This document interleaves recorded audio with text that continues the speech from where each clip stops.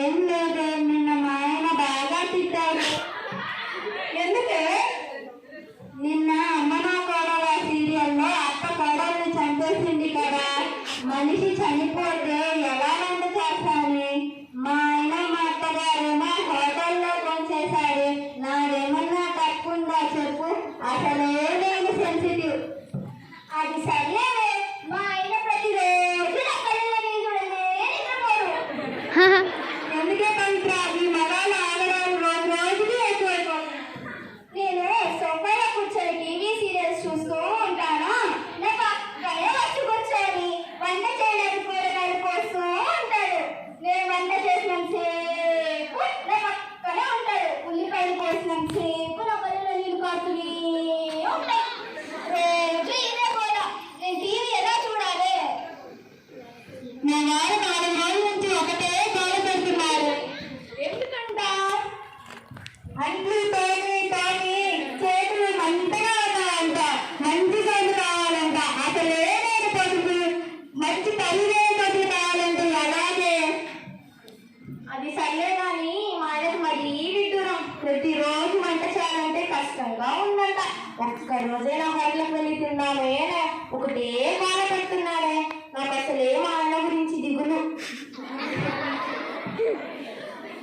బయట వద్దండి, బయట ఫుడ్ తింటే ఆరోగ్యానికి మంచిది కాదు అని చెప్పాను. మా ఆయన మరి అన్నింటికి బ్రతికించుకుంటున్నాడు. ఆయన ఎన్ని బట్టలు ఉతికినా నేనేమీ అనలేదు. మన టీచర్లు మనకి ఓర్పుగా ఉండాలని నేర్పించారు కదా. నా నైటీ ఒక్కటి మాత్రం కొంచెం మురిగిపోతే కన్నానే ఆ మాటకే ఎంత కోపం వచ్చింది ఆయనకి. ఈ మగాళ్ళ దౌర్జన్యం ఎక్కువైపోతుందే మాధవి.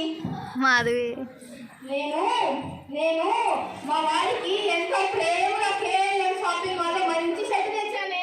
దానికి ఆయన ఎంత కోపడ్డారో తెలుసా? అవునా? ఇంత ప్రేమగా మీ ఆయనకి షర్ట్ తెస్తే కోపడ్డారా?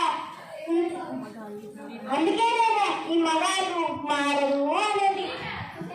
కోపడ్డారంటావు మాధవి. మరి 20,000 పెట్టి పట్టు చీర కొంటేనే ఆ పట్టు ఫ్రీ వచ్చింది. అందుకే అంత కోపడ్డారు. సరేలేనే. ఈ మగాళ్ళందరికీ భార్యనంటే ఎంత లోకువే. ఈరోజు మా ఆయనకి క్యారేజ్ లో లెటర్ పెట్టి మరీ ఆఫీస్కు పంపించా.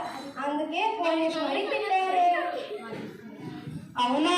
మా ఆయనకి లవ్ లెటర్స్ అంటే ఎంత ఇష్టమో.